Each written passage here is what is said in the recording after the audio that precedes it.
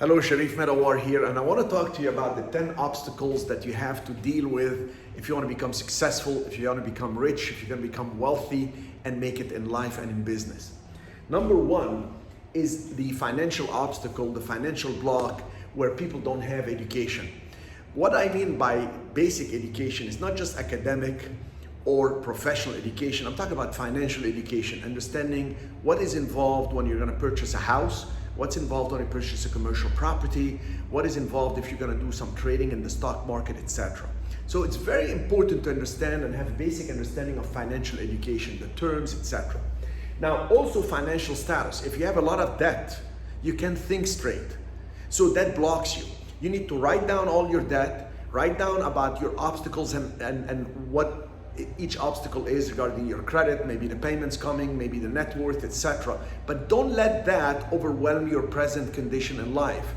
You need to have goals and you need to have some clear plans to be able to move up in the world, because if you don't even have the money to get the education you needed, how are you going to make it? Well, there is a lot of stuff like what I'm sharing with you for free, so it can get you started, get a feeling for what this person offers, what is out there for you, and you can start with baby steps and incrementally you can grow. So financial is very important. It's usually the first block people face. I don't have enough money, I don't have enough credit, I don't know what they're talking about, etc.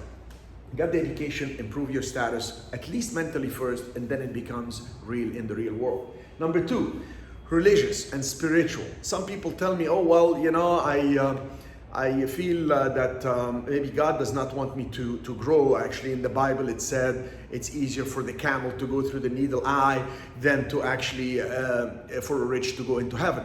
Well, let me assure you that you cannot be even charitable unless you're profitable. Of course, you can be charitable with your time and giving some knowledge, etc. And you can do tithing in many ways, not just with money.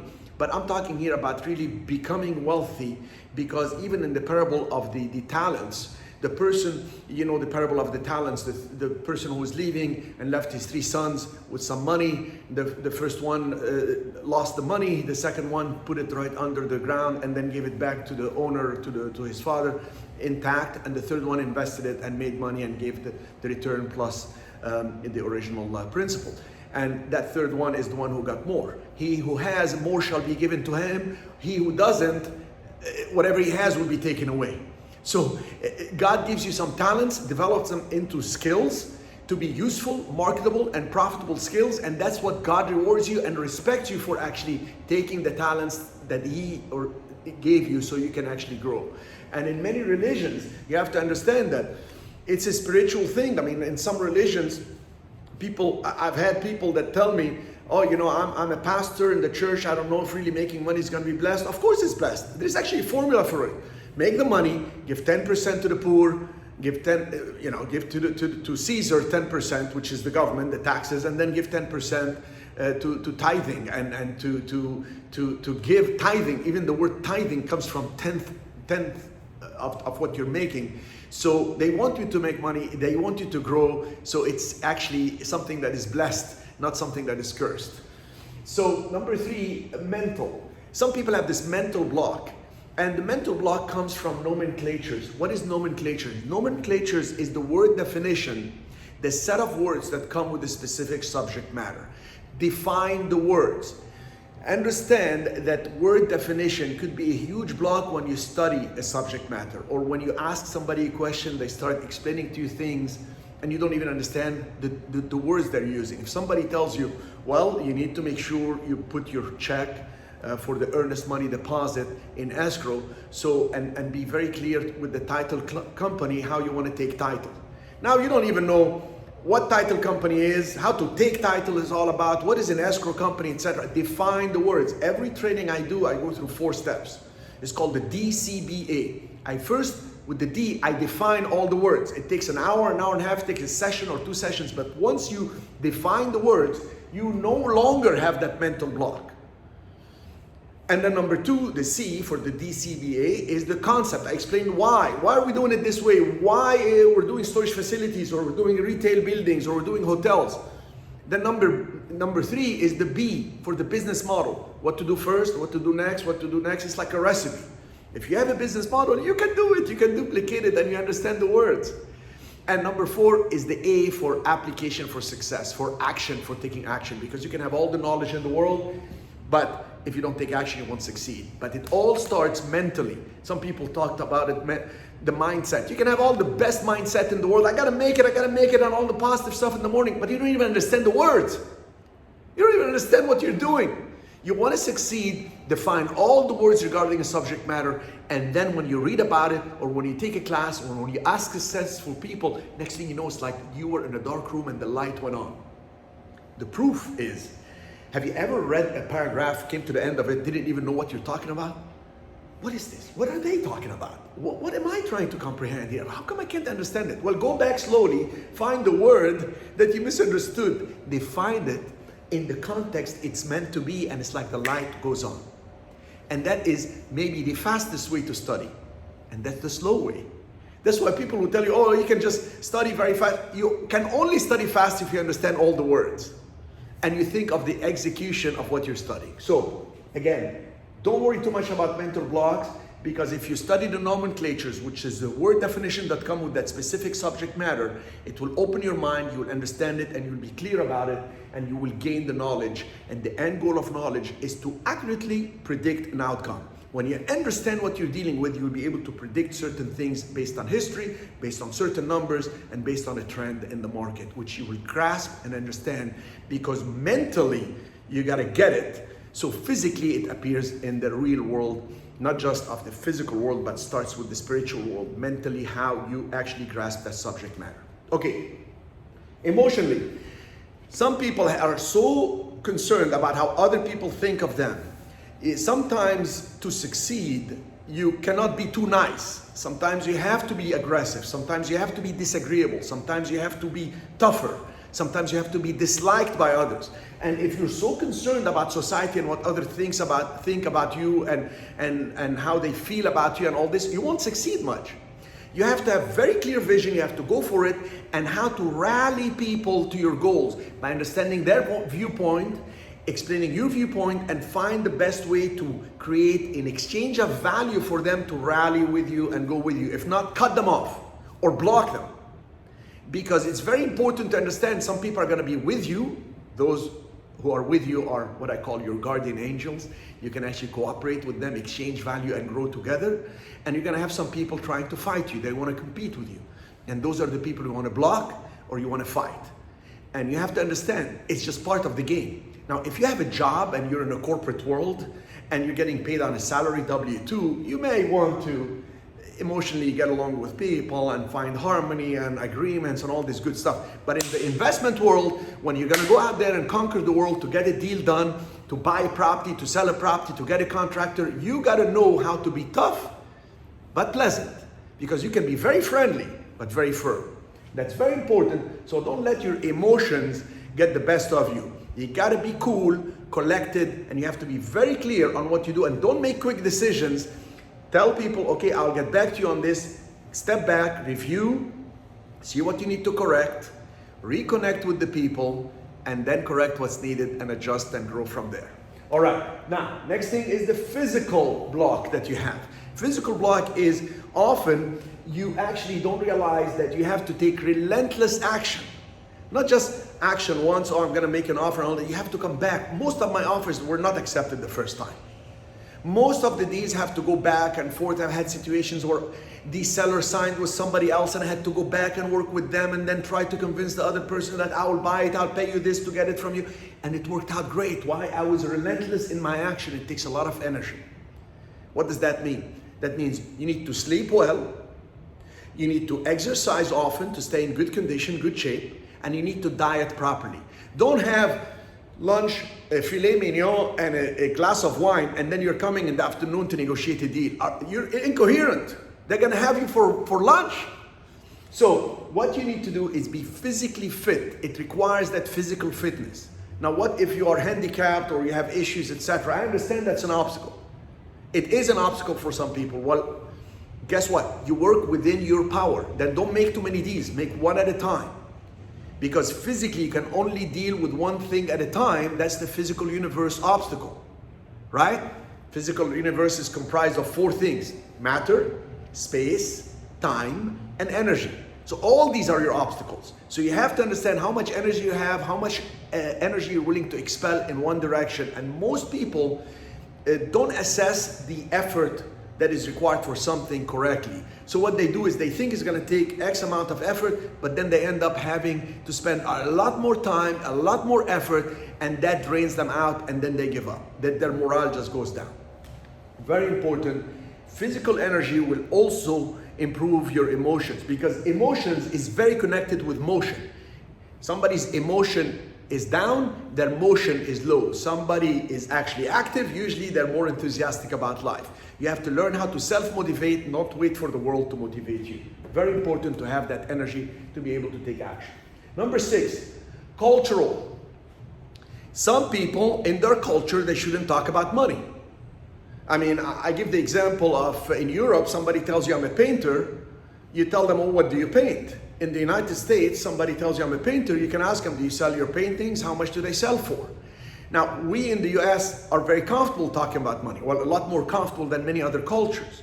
If your culture is holding you back because you don't talk about money, guess what? Make it a habit to talk about money. I talk to my kids about money. I talk to my wife about money. I talk to other people about money. And some people tell me, how can you talk so openly about money, your net worth, the cash flow? Why would you say that? Well, it is my business to teach people. It's part of what I do. I not only invest, but I educate. Yes, it's sometimes a commercial disadvantage because people that I'm coming to negotiate with see my videos. But you know what? Because I'm transparent, and because I'm straight in my dealings and I say, this is what I want, this is what I can do for you, and I'm looking for the win-win, at the end of the day, the deal happens. And it's a win for them, win for me. Because if you're looking to win, kill, not gonna happen. And if they're looking to kill you, well, cut them off, block them, attack them. So, very important to understand the culture that is holding you back. Some people culturally, they don't want to show off. Some people culturally, they think, oh, it's important to show off. I don't want to go into these culture things. I can go into it in another video, where I can tell you by background. And when you take the culture and the religious belief, it's fascinating, mind-boggling how some people create their own blogs and it holds them back. All right, next thing is parental. If your parents were not financially doing so well, and let's say your father had a regular job, from 9 to 5, and he didn't even want to think about work when he comes home, etc. And your mom was just a person who's very conservative, and don't go downstairs with the bicycle because you're gonna get hurt. Oh no, don't go in the beach because there is nobody watching you. Don't swim in the swimming pool. Next thing you know, you have all these things holding you back. You go to a store, you're a child, and your mom or your dad says, don't touch anything here, because they say if you break, we pay. Don't touch anything. Now all of a sudden, you can't even reach. A precondition to having in life is the ability to reach and have. So if as a kid they tell you don't reach, don't have, ask before you do anything. And you're actually not making any decisions. You're born to a family, you haven't made a decision where to live. You go to school, you don't make a decision what school you choose. You don't even make a decision what to wear. Your parents tell you wear this. And then when you finish, when you want to go to college, they get an advisor in college, tell them you're going to be good at this or that. And then you choose some career and they tell you what to study, what are the subject matters. Look, the super successful people, the billionaires left college. Bill Gates left Harvard. The gentleman from Microsoft left. The gentleman from Facebook left without finishing. And take Steve Jobs, he said that his adopted parents could not afford to send him to college, so he went around, looked at the classes he needed to take. He chose the subject. Most people don't even make decisions in their life as they grow up. Then all of a sudden they have to make the decision to be financially wealthy. They say, well, you know, my parents had a regular job, 9 to 5, so I'm going to have a 9 to 5. Now, I'm not talking bad about jobs. Please understand, there is nothing wrong with having a job. I had a job. I was in the hotel business. I was regional VP with Hilton. I was general manager in some hotels, etc. But next to that, I was actually investing in real estate. And then when that grew tremendously, I was able to branch out on my own. Then I decided to teach people so they can have the same opportunity. But I had a tremendous amount of energy. I used to work in the hotels 50, 60 hours and put another 30, 40 hours in the real estate investing world. I was also trading, doing a lot of stuff. I had that dedication. I knew that financial wealth is so important. And if I dedicate the first maybe 10, 15 years of my life for that, maybe some of you maybe you'll have to go 20 years, guess what? Then you will reach a level of happiness. And if you maintain your health, you will be great throughout. Some people want to be happy before they even build their financial wealth. Well, that's a long way about it, because you're going to work 40 years to get to where you want, where it could be done in 10, 15, etc. if you have the proper guidance. So, are your parents holding you back mentally, emotionally? This is from your childhood. You have to sit down and understand they did their best. And if they were telling you not to reach in a store or whatever, and now you can't even reach to make an offer, you're hoping for somebody to partner with you, and you don't even know how to structure it because you don't have the financial education, because you're lost in some terminologies, and you're not even sure that God is blessing what you're trying to do, or whatever your beliefs are holding you back. That is a huge problem. Identify it. Don't blame your parents now. I'm just telling you, understand what's holding you back. Good. Number 8, time. Now, I understand something. A lot of people want to make money, but they say, I have no time. If you don't schedule it, you don't have the time. You make the time. You create time. Time expands or contracts based on your priorities. It's not just your goals, your priorities. I'm constantly reshuffling my schedule to create new things, to add things. Think of time as what I actually do for myself. I say, I travel a lot. So some days, like I just arrived to Puerto Rico. I'm here in Puerto Rico, and I was in Cancun, and in a few days I'm gonna be in California. I love my schedule that way. I get to travel a lot, get to be with my kids, spend a lot of quality time, and when I'm focused on business, I'm focused on business. I focus 10, 12 hours a day, get all my meetings done, and it's wonderful. I have time today to do this video because the meeting got canceled. I came in, the guy couldn't make it, we rescheduled it for Wednesday, it's Monday today. All right, so time. I put for myself a priority as if I'm gonna leave today at 4 p.m. I'm not leaving till Friday. But I say to myself, I'm gonna leave today at 4 p.m. What do I need to do? When you're in a hurry, you get a lot done. I create that self-induced pressure, and I get things done. I create quick priorities, I'm quicker, and I'm more focused, and I get things done. That's how you schedule it, and you get organized. There is steps to becoming productive. Organize and produce. And then when you produce, you look at your 80-20 rule. What is 20% of my effort that's producing 80% of the results? You know what? That's what I'm gonna focus on. I'm gonna eliminate the rest or delegate it. There are 4 D's that I want you to remember. Like if you're looking at your email or opening your mail or dealing with things. Number 1, you look at this, okay, I'm gonna do this one, that's the do. Number 2, that's the one I'm gonna delay. This one, maybe I will delay it and it will solve itself out, or I'll look at it later. It's not so important right now. Number 3, I'll delegate. Somebody else can handle this. I have my staff, I have my outside contractors, etc. I'll delegate. And number 4, I'll destroy. I don't need to deal with this, going to spam. I destroy this, I don't need to answer that. Do, delay, delegate, destroy. It's gonna save you so much time, gets you more organized. Be a minimalist. You don't need to have a lot of stuff. If you see my offices, my desk, I have less stuff. I throw a lot of things away so I can focus on what's important and what's vital. And what is important is not what's urgent. What's important is what makes you money today, because it solves a lot of your problems. All right, location. Biggest obstacle, if you are in some small town out in the boonies, like I have a guy that was telling me, I want to make money, but he's in a small town in Canada, way out of Toronto. How are you going to make money there? How? There is no demand. If you buy a property, you improve it, you can even sell it, you'll over improve it from the minute you get it. Now, can you do commercial property, like get a single tenant building and put a McDonald's or food place? Yes, you may get it at 200,000 Canadian, that is. And then when you put a tenant, it will increase in value. We do a whole program with this. But the key thing, understand, if your business model is not working, maybe it's the location. Maybe it's the market you're in. There is nothing wrong with being in San Jose, California, very expensive market, one of the top in the world, but invest in Kansas. Nothing wrong with that. Maybe it's more affordable, maybe there's better cash flow, or you can be in Kansas and flip a property in San Francisco. That is perfectly fine, but understand, you can have everything aligned, but if the market is not there, if the demand is not there, you're not gonna go far.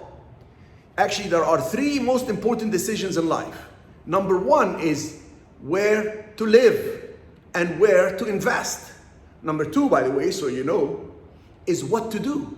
Do I want to be in a job? Do I want to be investing? Can I just actually have a job, save some money, and start investing on the side until I branch out? That's the best way to do it. And number three, who to be with. Who to be with to do business, and who to be with to marry. Because if you have a significant other that is ruining your life, nothing could accelerate your demise faster than being with the wrong people, whether in business or in personal life. And if you end up having a problem there, solve it.